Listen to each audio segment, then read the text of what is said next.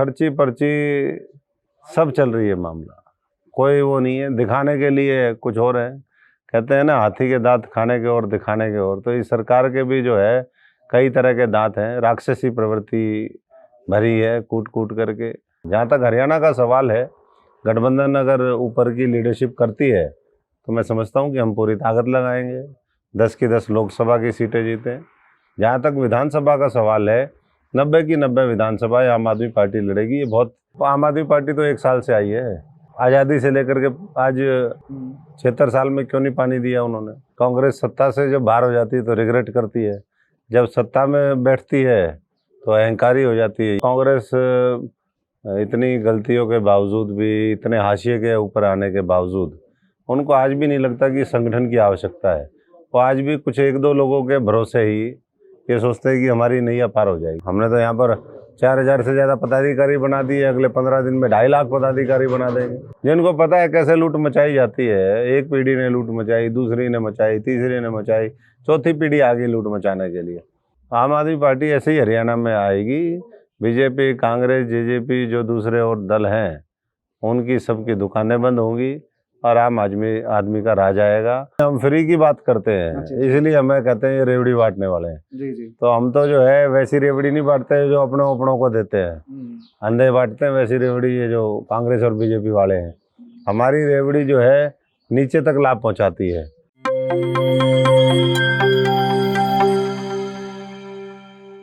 प्यारे दोस्तों, सादर अभिवादन। मैं हूं महेश कुमार वैद्य और आप देख रहे हैं एनजेपी इंडिया। आज हमारे साथ हैं आम आदमी पार्टी के रियल आम आदमी अशोक तंवर। अशोक तंवर जी, जिस घर में हम यहाँ बैठ कर के साक्षात्कार कर रहे हैं, वो अशोक तंवर जी को भी नहीं पता किनका घर है और मुझे भी नहीं पता। एकदम डहीना में आए हुए थे और हम यहाँ रुके हैं और अब इनसे आम आदमी से खास बातें करते हैं। जब आप कांग्रेस में थे तब कहते थे कि इस प्रदेश की बागडोर किसी दिन दलित, पिछड़े, ओबीसी, माइनॉरिटी इनके पास भी आनी चाहिए ताकि उस वर्ग का कल्याण हो सके। आपके दृष्टिकोण में 2018 से पहले जो बोल रहे थे वो और उसके बाद में जो कुछ बदलाव आया कि वही है? हमारा तो आज भी वही है कि जो व्यवस्था परिवर्तन की लड़ाई है वो तब तक कामयाब नहीं है जब तक जो लोग पीछे की पंक्ति में नहीं है वो आगे की तरफ नहीं आएंगे।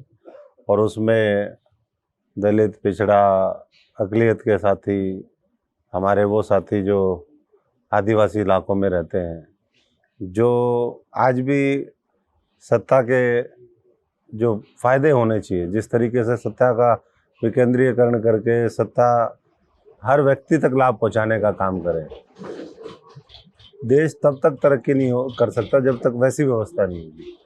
तो आज भी वैसी व्यवस्था की जरूरत है। ये तो आम आदमी पार्टी है, ये तो आम आदमी में तो मैं समझता हूँ कि वही बातें होती हैं कि कैसे उनका जहाँ रहते हैं बुनियादी सुविधाएं कैसे दी जाए, गली नाली सड़कें कैसे पक्की हों, कैसे अच्छे स्कूल बने, कैसे फ्री या सस्ता इलाज हो। आज कोई बीमार हो जाता है, लाखों रुपए प्राइवेट हॉस्पिटलों में देने पड़ जाए। बच्चे को अगर अच्छी शिक्षा देनी है तो वही लाखों की कमाई जो है उसके भेंट चढ़ जाती है। ऐसे में आम जनता, आम आदमी का जीवन महंगाई, भ्रष्टाचार, इन सब से बुरी तरीके से प्रभावित है। और जब बच्चे पढ़ लिख जाते हैं तो रोजगार नहीं है। हरियाणा में आम आदमी पार्टी भाजपा का नकारात्मक पक्ष सामने रखकर चुनाव लड़ेगी या अपना कोई पॉजिटिव लेकर के कि हम ये देंगे हरियाणा की जनता को, हम इसलिए विकल्प हैं, इसलिए हमें चुना जाए, हम ये लेकर के आए हैं हरियाणा की जनता के लिए, वो आप क्या हरियाणा की जनता के सामने रोड मैप रख करके जा रहे हैं? नहीं, रोड मैप तो एक तरफ आम आदमी पार्टी का दिल्ली मॉडल है, जिस रूप में हमने काम किया। आने वाले समय में वो दिल्ली मॉडल पूरे भारतवर्ष का मॉडल बने। वो तब बनेगा जब पूरे भारतवासियों को जो मुद्दे, जो एजेंडा, जो विज़न आम आदमी पार्टी और अरविंद केजरीवाल जी लेकर के चल रहे हैं उसका लाभ पहुंचेगा। हाँ, आज विपक्ष में बैठे हैं तो सरकार के जो नकारात्मक पहलू हैं, जो सरकार हर मोर्चे पे विफल रही, आज किसान मजदूर वो सड़कों के ऊपर है, नौजवान सड़कों पे है, कर्मचारी सड़कों के ऊपर है, उनको उनका हक नहीं मिलता, भ्रष्टाचार आप देख ही रहे हैं 10-10 गुना भ्रष्टाचार बढ़ गया। तो जो सरकार के नाकामयाबी है, विफलता है, वो भी रखेंगे, और जो वर्तमान में जिनको विपक्ष की जिम्मेदारी दी देश और प्रदेश में, वो भी पूरी तरीके से फेल साबित हुई। इसीलिए लोगों ने बार बार नकारने का काम किया, लोग अपना विश्वास खो चुके हैं। तो दोनों पहलू इस पूरे राजनीतिक जो आगे की यात्रा है उसमें रहेंगे। हम एक तरफ अपनी बात भी करेंगे और विपक्ष को भी एक्सपोज करेंगे। हम देश की राजनीति को, प्रदेश की राजनीति को बहुत तेजी के साथ मंडल कमंडल के दौर की तरफ बढ़ता देख रहे हैं। भाजपा सनातन हिंदुत्व की बात पर जोर दे रही है, मंदिर निर्माण का पक्ष सामने रख रही है। उदयपुर में प्रधानमंत्री जाते हैं, कन्हैयालाल का मुद्दा उठाते हैं। मतलब एक तरह से आप देखते हो उनकी राजनीति उस तरफ जा रही है। कांग्रेस अभी ओबीसी का इशू उठा रही है।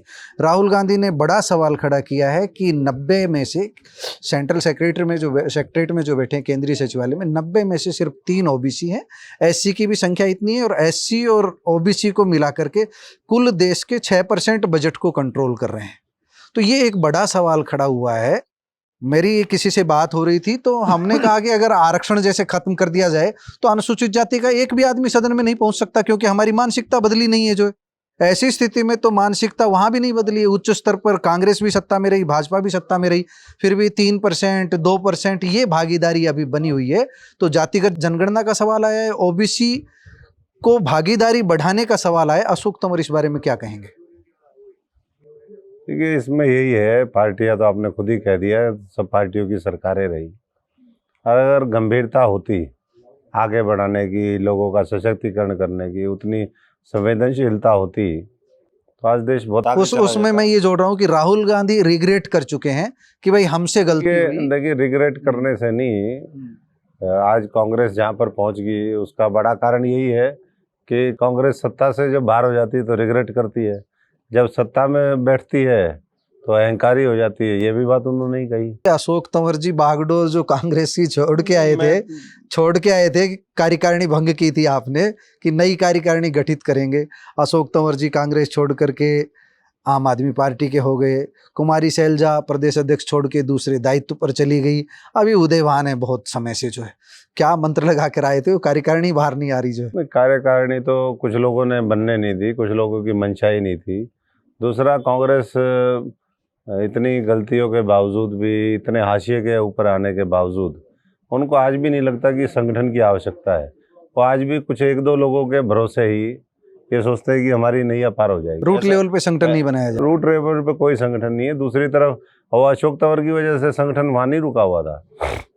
अगर अशोक तंवर की वजह से रुकता तो यहाँ भी रुकता। हमने तो यहाँ पर 4000 से ज़्यादा पदाधिकारी बना दिए, अगले 15 दिन में 2.5 लाख पदाधिकारी बना देंगे। तो हम लोगों का यही है कि जो साधारण परिवारों के लोग हैं, गैर राजनीतिक पारिवारिक पृष्ठभूमि है, ग्रामीण परिवेश से आते हैं लेकिन अच्छा करना चाहते हैं, जिनकी रगों में कई पीढ़ियों का भ्रष्टाचार का खून नहीं है, उन लोगों को आगे लेकर के आओ, क्योंकि वही जज्बे के साथ काम करते हैं। जिनको पता है कैसे लूट मचाई जाती है। एक पीढ़ी ने लूट मचाई, दूसरी ने मचाई, तीसरी ने मचाई, चौथी पीढ़ी आ गई लूट मचाने के लिए।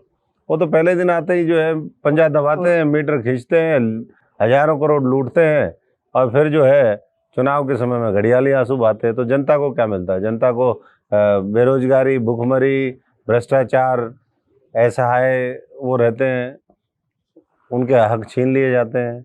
बार बार वही चुनाव में पुराने मुद्दे होते हैं। तो कुछ नयापन होना चाहिए, और नयापन तब आएगा जब नई लीडरशिप आएगी। तो उस स्थिति में आप क्या करेंगे? INDIA के साथ, इंडिया गठबंधन के साथ अगर आम आदमी पार्टी अब जुड़ तो रही है, राष्ट्रीय स्तर पर तो जुड़ी रही है, हरियाणा में भी इस तरह की स्थितियां बनी, तब क्या करेंगे? तब उन्हीं लोगों के साथ आपको काम करना पड़ेगा। देखिए, हरियाणा में ये इंडिया गठबंधन का मामला अलग है। केंद्र में आज बड़ी लड़ाई है। आज सरकारी जो एजेंसीज हैं, ED, CBI, इनकम टैक्स, तमाम उनका गलत तरीके से उपयोग हो रहा है। पहले ऐसा नहीं कि पहले नहीं होता था, लेकिन वो हर चीज़ बहुत स्केल बढ़ गया है, कई गुना बढ़ गया है। तो ऐसे में लड़ाई लोकतंत्र को बचाने की है। 130-40 करोड़ लोगों का भविष्य कैसे सुरक्षित रहे, हमारा संविधान कैसे बचे, और आम आदमी भविष्य में 2024 के बाद राहत महसूस करे, ये मुद्दा उनका है। जहाँ तक हरियाणा का सवाल है, गठबंधन अगर ऊपर की लीडरशिप करती है तो मैं समझता हूँ कि हम पूरी ताकत लगाएंगे, 10 की 10 लोकसभा की सीटें जीतें, जहाँ तक विधानसभा का सवाल है, 90 की 90 विधानसभा आम आदमी पार्टी लड़ेगी, ये बहुत पहले से तय हो गया। और लड़ेगी नहीं, जैसे दिल्ली और पंजाब में साफ किया, वहाँ कांग्रेस भी साफ हुई, बीजेपी भी साफ हुई, वैसा ही आपको आने वाले समय में इस हरियाणा के अंदर भी देखने को मिलेगा। क्योंकि जो कार्यशैली है, जिस तरीके से आम आदमी पार्टी काम करती है, वो बहुत ज़मीनी स्तर पर मजबूत संगठन होता है, एक मजबूत बुनियाद होती है, उस पर मजबूत इमारत आने वाले समय में इस हरियाणा में आपको देखने को मिलेगी। तो झाड़ू का जादू चलने वाला है। तंवर साहब, पानी का मुद्दा हरियाणा का चर्चित मुद्दा रहा है। मुझे तो एसवाईएल पर बात करते भी ऐसा लगता है कि नहीं करनी चाहिए, क्योंकि 40 साल से बात करता आ रहा हूँ, जो डर लगता है। 40 साल से बात करता आ रहा हूँ। लोग कहते हैं ईख पैदा होगी यहाँ पर दक्षिण हरियाणा में, धान पैदा होगा, वहीं की वहीं वैसा का वैसा है। जब हम आंकड़े देखते हैं तो यहाँ किसी ज़िले में 2000 हेक्टेयर, महेंद्रगढ़ में नहरी पानी से सिंचित की बात कर रहा हूँ, फतेहाबाद में जाते हैं तो 2 लाख हेक्टेयर से ऊपर बढ़ता चला जाता है सिरसा तक, इधर आते हैं तो 2000 हेक्टेयर हो जाता है। इतना गैप है। 1.8 मिलियन एकड़ फीट पानी तो पहले से ही अवेलेबल है। ना ये सरकार बंटवारा कर पाई है, ना पिछली सरकार बंटवारा पर कर पाई है। मान लीजिए हमको हमारा जो हिस्सा है एसवाईएल का वो नहीं मिल पा रहा है, तो मौजूदा पानी का बंटवारा करने में कहाँ दिक्कत है, वो आप क्या समझ रहे हैं? देखिए, बात तो ठीक है कि जो संसाधन है, खासतौर से प्राकृतिक संसाधन हो, हवा है, पानी है, इन सब के ऊपर हर भारतवासी का समान अधिकार है। ठीक है, कोई कहीं पैदा हो गया, वहाँ ज़्यादा है तो उसका लाभ भी उसको मिलता है, लेकिन कोई चीज़ अगर हम लेकर के आए हैं नहरों के माध्यम से, तो उसका बंटवारा होना, इक्वल डिस्ट्रीब्यूशन तो बिल्कुल इक्वल डिस्ट्रीब्यूशन हो। आज साउथ हरियाणा क्यों बंजर है? एक टाइम में हमारा जो है सिरसा का इलाका भी ऐसा था, लेकिन वहाँ भाखड़ा आई, भाखड़ा डैम बना, तो उसके बाद नीला पानी आप देख रहे हो। आज पूरे देश में जब मैं सांसद था, गेहूं के उत्पादन में सिरसा जिला नंबर 1 बना। कैसे बना? घग्गर का पानी, भाखड़ा का पानी।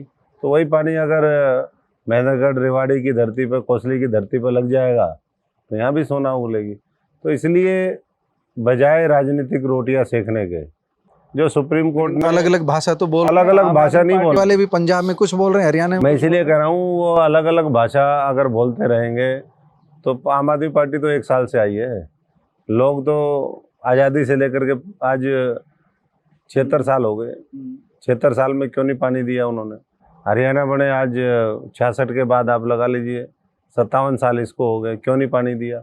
बीजेपी भी सत्ता में रही, कांग्रेस भी रही, इनेलो भी रही, या जेजेपी भी है, तमाम। तो इस मुद्दे का राजनीतिकरण ना करके ये लोगों की भलाई का एक मुद्दा है। यहाँ के खेतों के अंदर फसलें लहलाएं, यहाँ भी समृद्धि आए, यहाँ का किसान मजदूर का बेटा जाकर के रोज़ शहीद ना हो। शहीद गर्व की बात है, शहीद होने के लिए ज़रूरत पड़ेगी तो होगा, लेकिन मजबूरी में शहीद ना हो। यहाँ जब रोज़गार नहीं होगा तो फौज में जाना पड़ेगा, पैरामिलिट्री में जाना पड़ेगा, वहाँ शहादतें होंगी। तो क्या शहादत का अकेला जिम्मा हरियाणा का है या साउथ हरियाणा का है? मैं भी फौजी परिवार से हूँ। तो बहुत से मुद्दे हैं जिसको लेकर के संवेदनशीलता नेतृत्व को दिखानी चाहिए, चाहे वो केंद्रीय नेतृत्व हो, चाहे प्रदेश का नेतृत्व हो। तंवर साहब, दिल्ली में पहली बार सत्ता में आती है, दूसरी बार बहुत थम्पिंग मेजोरिटी से आम आदमी पार्टी सत्ता में आती है, फिर एक दौर शुरू होता है सत्ता बार बार मिलने के बाद। पहले सिसोदिया जेल जाते हैं, दूसरे विधायक जाते हैं, अब संजय सिंह को जो है जेल भेज दिया जाता है। ईडी की, सीबीआई की, इनकम टैक्स की सब कार्रवाई होती है। आम आदमी खास बन गई, या एक साजिश के तहत आम आदमी पार्टी को झूठे मुकदमों में लपेटा जा रहा है, या आम आदमी पार्टी में भी कहीं खास आदमी घुस आए? क्या तो आप, क्या दृष्टिकोण आपका इसमें? ये आम आदमी है, आम आदमी की तरह काम कर रहे हैं, अच्छा काम कर रहे हैं। दिल्ली के अंदर सारे स्कूलों की व्यवस्था ठीक कर दी। बच्चे जो सरकारी स्कूलों के हैं वो आईआईटी और बड़े बड़े मेडिकल कॉलेजेस में जाने लग गए, आर्मी में जाने लग गए, और वहाँ से आर्म्ड फोर्सेस के लिए बच्चे तैयार किए जा रहे हैं। अच्छे मोहल्ला क्लिनिक, अच्छी सड़कें, प्रदेश को शांति और भाईचारे के साथ आगे बढ़ाया जा रहा है। तो ऐसे में जो मॉडल है दिल्ली का, उसको कैसे ब्रेक लगाई जाए? आम आदमी पार्टी राष्ट्रीय पार्टी बनी है, उसकी लोकप्रियता कैसे रोकी जाए? तो इसके लिए चुनावी वर्ष है, ये तो करेंगे ही। मैं उनके लिए जो ये कर रहे हैं उनके लिए एक शेर पढ़ूंगा कि लाश उभरी तो कई नाम लिखे थे उस पर, बहुत हैरान हुए होंगे मुझको डुबोने वाले। तो आम आदमी पार्टी को डुबोने के लिए बड़ी कोशिशें चल रही हैं, लेकिन जनता नाम नोट कर रही है कौन कौन इस साजिश में है, और जो साजिश में है उनका पक्का इलाज 2024 में होगा। अच्छा, आपको तो राजनीति का बहुत गहरा तजुर्बा है। अभी हम दूसरे दलों की बात आपसे ही पूछना चाह रहे हैं। चौधरी वीरेंद्र सिंह अभी रैली की जींद में, भाजपा की आलोचना की, कांग्रेस की थोड़ी तारीफ की, सारे दरवाजे खुले रखे, ऐसा लगा जैसे आम आदमी पार्टी के नज़दीक जा रहे हैं। तंवर साहब क्या सोचते हैं कि वीरेंद्र सिंह की निकटता आम आदमी पार्टी से बढ़ती जा रही है? उनके कुछ साथी आने वाले हैं आम आदमी पार्टी में, कभी संपर्क हुआ है? नहीं, हमारा तो संपर्क नहीं हुआ, लेकिन वीरेंद्र सिंह जी वरिष्ठ नेता हैं, उनको आज अगर कोई कमी लग रही है वहाँ, उन्होंने वो चीज़ें जाहिर करी हैं। उन्होंने पीछे मेरी आवाज़ सुनो प्रोग्राम किया, वहाँ सारी जो बातें निकल कर के आई, जो विपक्ष कहता है कि किसान दुखी है, किसान को उसका हक नहीं मिल रहा, मुआवजा नहीं मिलता, लाठी डंडे खाने पड़ते हैं, हर सीज़न में खाने पड़ते हैं, नौजवान बेरोजगार है, कानून व्यवस्था ध्वस्त हो चुकी है, महिलाओं का उत्पीड़न हो रहा है, जो वायदे करके सरकार आई थी वो पूरे नहीं करे। तो वही बातें कही हैं उन्होंने। अब कब वो जनता की आवाज़ सुनेंगे, कब छोड़ेंगे, ये तो फैसला उनका है। लेकिन ऐसा लगता है कि जो बात उन्होंने कही कि अगर गठबंधन रहेगा तो मैं यहाँ नहीं रहूँगा, तो गठबंधन तो ऐसा लगता है कि रहेगा।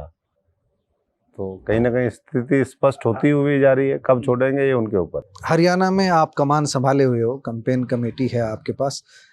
इसका हरियाणा में सीएम का फेस लेकर के मैदान में उतरेगी आम आदमी पार्टी, या सामूहिक नेतृत्व में चुनाव लड़ा जाएगा?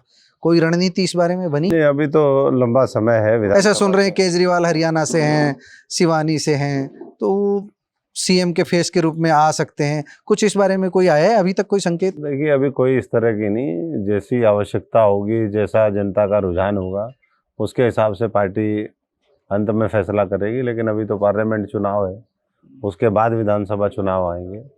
इतना तय है कि आम आदमी पार्टी की सरकार बनेगी, और आम आदमी के बीच से ही कोई आदमी मुख्यमंत्री हो। तो आम आदमी के बीच से अशोक तंवर का बड़े दिनों से नाम बीच बीच में आता रहा है, तो बीच में फिर बंद हो जाता है, ठंडे बस्ते में चला जाता है। अशोक तंवर आम आदमी पार्टी का चेहरा हो सकते हैं?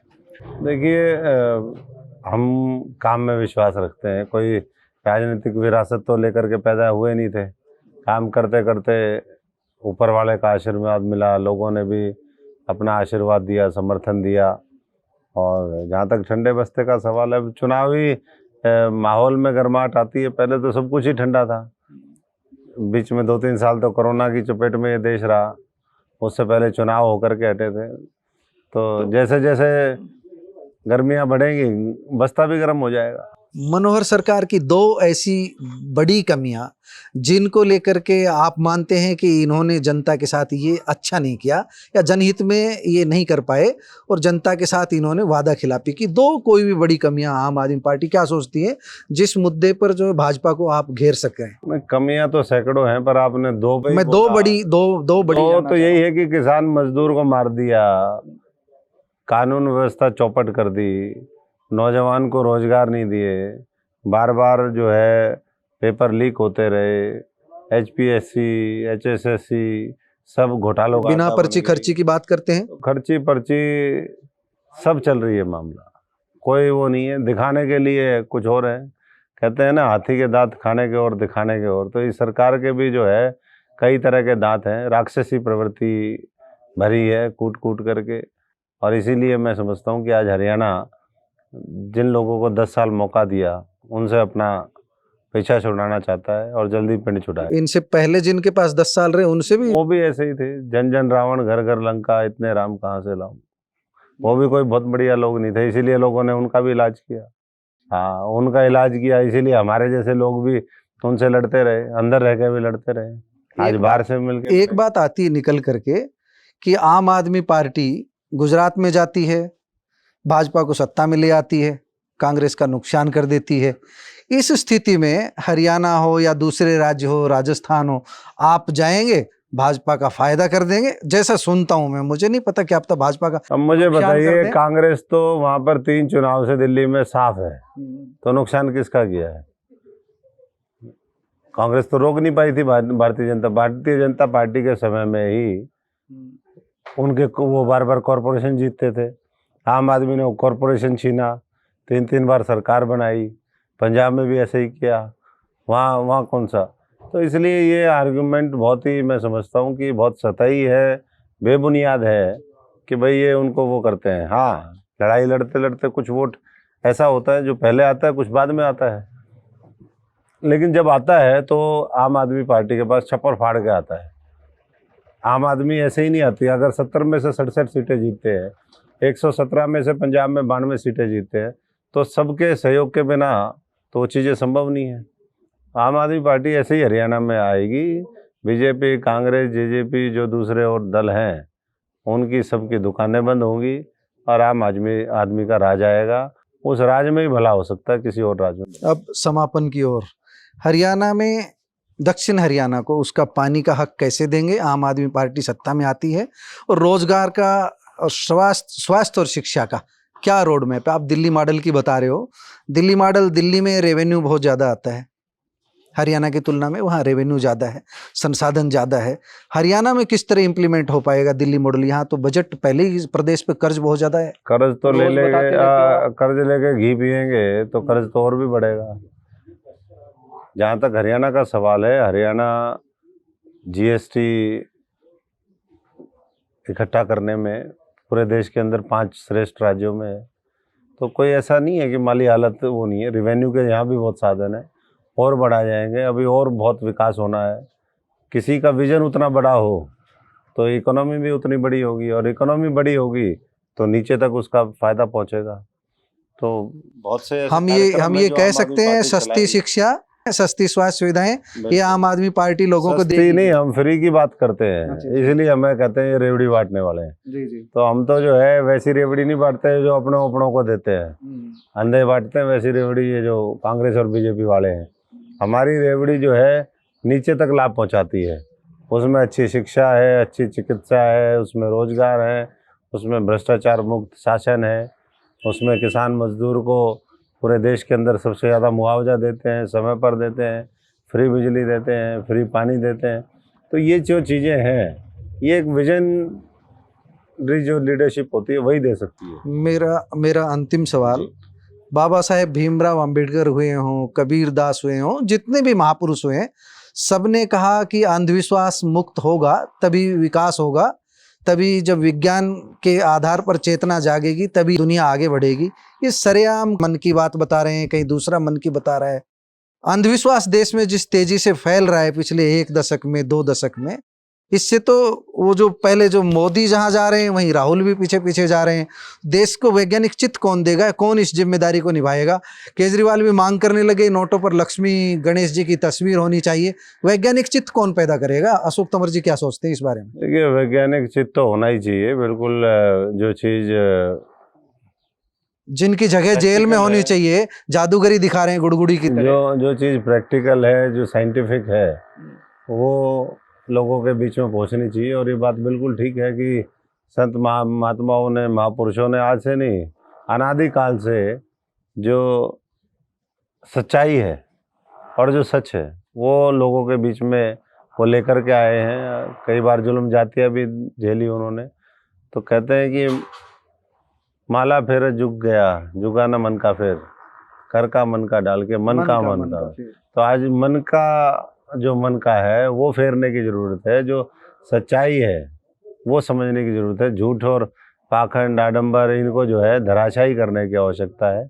और वो मैं नहीं समझता कि भारतीय जनता पार्टी और कांग्रेस के बस की बात है। ये तो आज भी बाबा आदम के युग में ले जाना चाहते हैं, पीछे की बात निकाल रहे हैं। भाई दुनिया, एक तरफ आप चांद की स्तुति करते हैं, चांद पे जाने की बात करते हैं, और दूसरा जो है आप फिर पीछे। अगर किसी को उससे खुशी मिलती है, नारियल एक मन के अंदर पवित्र भाव आता है, अच्छा भाव आता है, तो करे, बहुत अच्छी बात है। लेकिन किसी को फोर्स ना करें, धर्म के आधार पर लोगों को प्रताड़ित ना करें, धर्म के आधार पर, जाति के आधार पर देश प्रदेश में दंगे ना हो, सब जो है सद्भावना और प्यार प्रेम से रहे, आज इसकी आवश्यकता है। हमारी शुभकामनाएं, इच्छा करें मानवता के लिए।